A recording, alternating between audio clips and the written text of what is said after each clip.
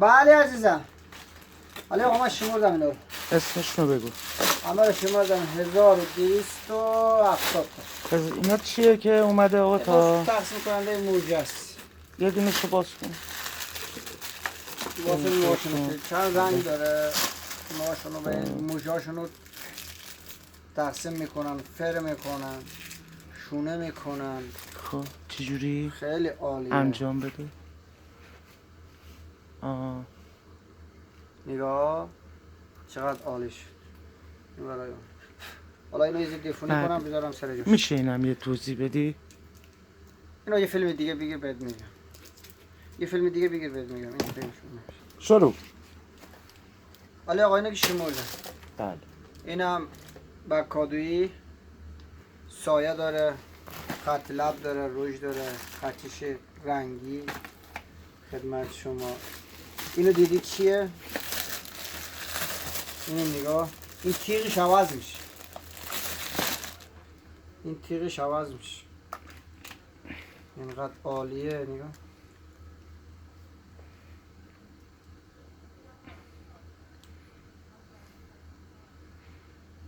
برای ابرو. صحبی مولا. نه خوبیش میدونی کجاست؟ تیغش عوض میشه.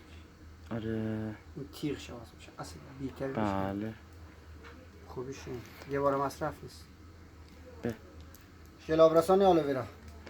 چند کار انجام میده؟ این دو کار است. دو کاره آلوویرا، ژل آبرسان، بدن و مو. برای این میگم دو کاره. برای بدن و مو. ژل خوبیه، عالیه، همه باش آشناس، همه میشناسن. ژل خوبیه برامون بارش الان از دبی رسید. کوکونات هم یه دقیقه دوربین تو بگی به کوکونات. بفهم. قرص هم اومد. نه دیگه دامون که نگاه کنی اوکی. خب این کوکونات چه کاری انجام میده؟ قرصا کلاژینه دیگه. تعدادش 100 تاست. من قبلا مثلا مثل شما بله. موام سفید بود، چیرم بله. مثل شما بود، قیافم. اینو بله. خوردم دوباره اینجوری جوان شدم برای اینو خوردم. بله. نه من این مثل شما چیه؟ پیرمرد بود. این اون 100 ساعته کلینیک که اصلا حرف نداره، همه میشناسن. بارش الان رسید. پوست صورت رو سفید میکنه یا سیاه میکنه؟ این سفید و سیاه میکنه، سیاه رو سفید میکنه. یه دونه از اون سایه ها رو هم بده به استاد. یه توضیحات لازم بده. اون سایه ها رو بده یه دونه. خب این آقا قاسم ما بهش گفتیم سایه رو بهمون بده نداد.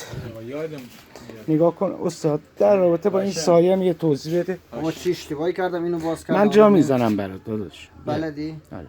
این سایه چقدر قشنگه، برای چی به کار میره؟ این سایه خب آره. هایلایتر داره. خب بله. روجگونه داره. یه دونش بیار بیرون قشنگ. خب روبروی دوربین بگی. بر خدمت شما. بگی این سر. چجوری باز میشه؟ نه باز نکن. خب دو کار هست اینا.